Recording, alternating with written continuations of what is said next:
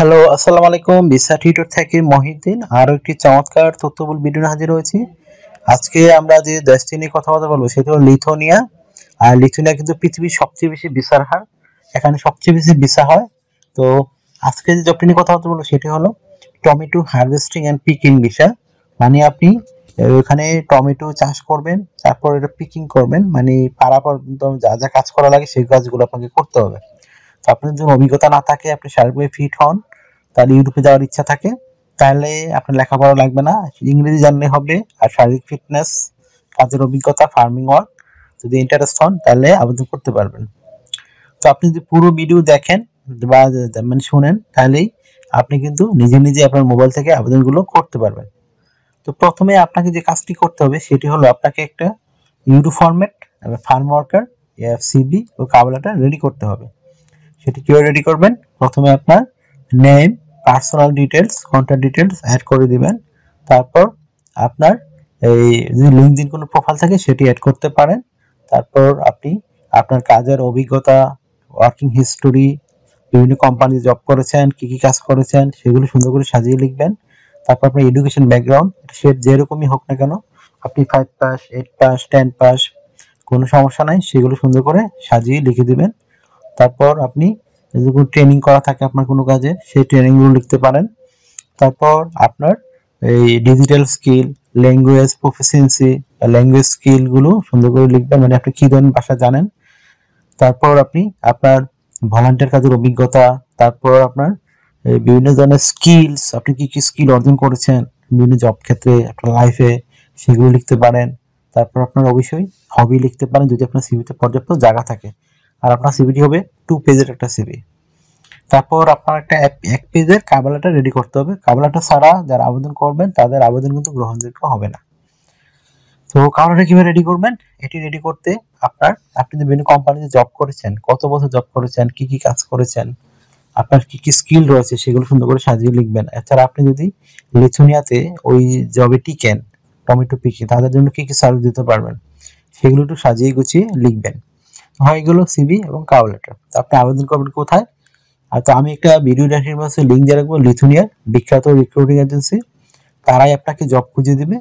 তো তাদের বেনিফিট হলো এরকম, তারা কোম্পানি থেকে 10% হারে একটা টাকা পায় 1 বছর বা 6 মাস।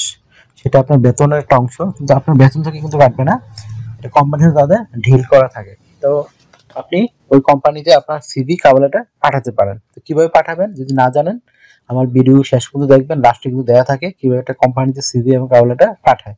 এছাড়া ওই এজেন্সির কিন্তু অনলাইন ফর্মও থাকে, আপনি সেটিও ফিল আপ করতে পারেন।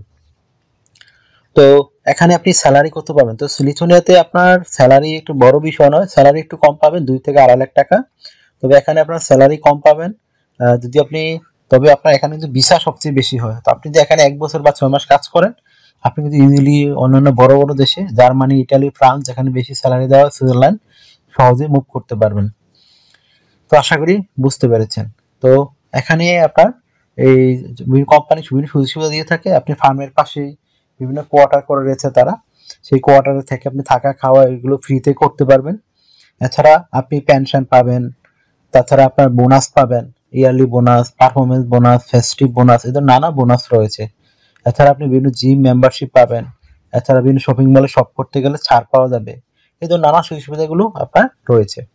তো এছাড়া আপনি যে বিষয়টি পাবেন এখানে, আপনার ফ্যামিলি সহ নিয়ে যেতে পারবেন। আর লিথুয়ানিয়াতে সরাসরি আপনি টিআরসি কার্ড দিয়ে দেয়, মানে টেম্পোরারি রেসিডেন্ট কার্ড, এটা কিন্তু আপনার জন্য আরো সুবিধা।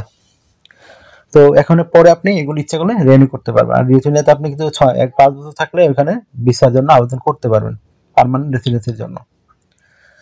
তো এই ছিল মানে সুযোগ সুবিধা।